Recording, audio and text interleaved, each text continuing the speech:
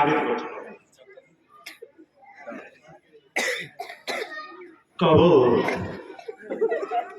জসীমউদ্দিন, এইখানে তোর দাদির কবর, ডালিম গাছের তলে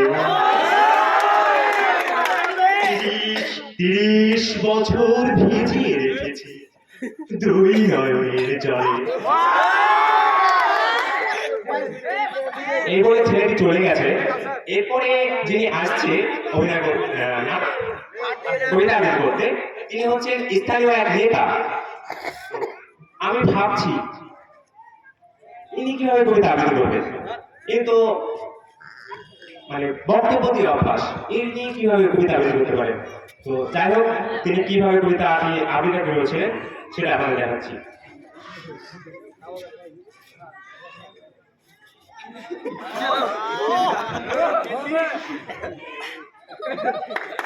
ভালো আছে?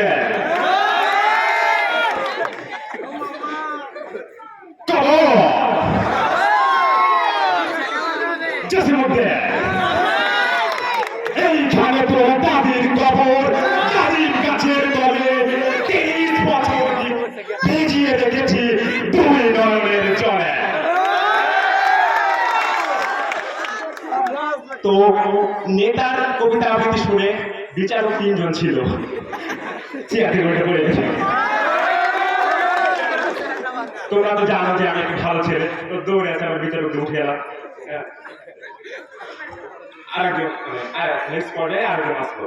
তো এটা হচ্ছে একটু হাসি টাইপের, সব সময় হাসে।